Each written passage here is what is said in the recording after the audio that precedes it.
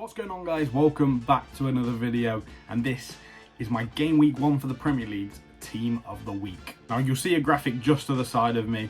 That is my team of the week. If you want to click off the video, you can do now, or if you want to stick around and see why I've gone for these people, then and stay around for the rest of the video. In goal, Leno. Not many goalkeepers kept clean sheets over the weekend. There was the Edison. Leno was one of them. Johnston for Crystal Palace, but I just think Leno faced a few shots from Everton, did quite well. Should have conceded, actually. The goal should have stood, but I think he was the outstanding goalkeeper on game week 1. Back four of James, Disasi, Anderson and Estepinian. Very, very solid back four. James, self-explanatory. Everything that Chelsea did against Liverpool came down his side. He had quality defensively, he got out of tight gaps, he was whipping balls in for fun into the box, and they just needed a striker stick on the end of one, but outstanding. Best right back game week 1. Moving on to Disasi. Now, even without his goal, I still would have put him in there.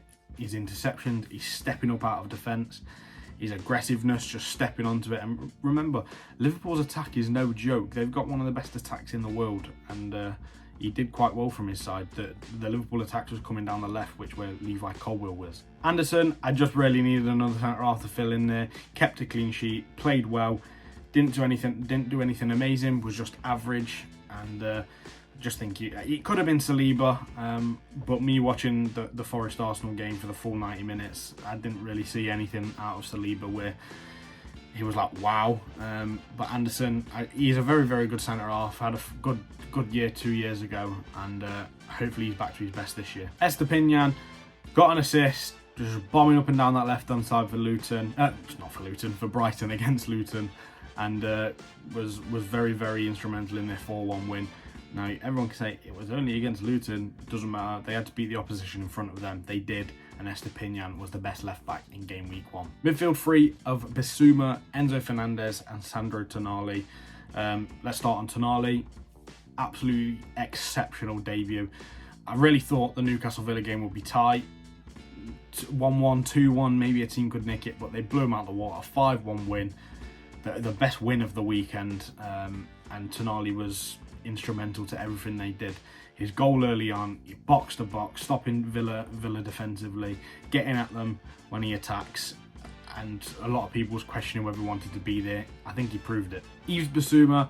Now, when he signed from Brighton last year to Tottenham, a lot of people was thinking it's a hell of a signing.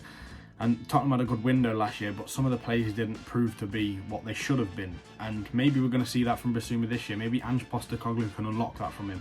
Because the Bissouma that was at Brighton was exceptional. He was like the Caicedo for Brighton, and the McAllister, he was terrific. Then he moved on, didn't really get a run in the squad, and just petered out of the season. Didn't really see him much, and his performances wasn't amazing when we did see him, but he started the season last weekend very, very good.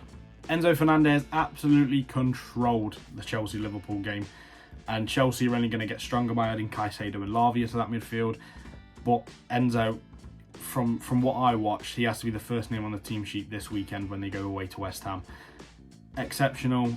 We knew what he could do when we seen him in the World Cup. We've seen little snippets of it from when he was at Benfica.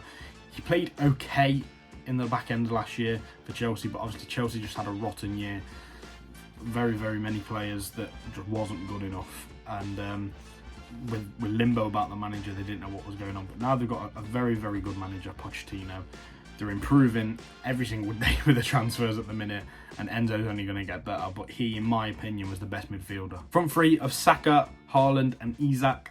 Haaland, nothing else to say, scored 2 goals, silenced the haters, silenced the critics that said maybe he can't do it for a second year in a row. Did it, 2 goals. The best striker out of game week 1. Left winger, Isak. Now you can maybe class him as a striker, class him as a winger. He can play both. Very good player. Ripped Villa apart. The defence was in shambles every time Isak got the ball, and he obviously got his goal.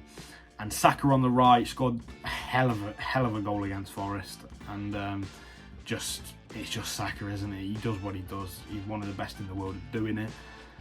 And when he cuts in onto that foot, he's very, very unstoppable. He's good, close control, he had a good battle with Aina on the weekend, to be fair. I thought, obviously, Aina's debut for Forest, maybe Saka turned him in and out.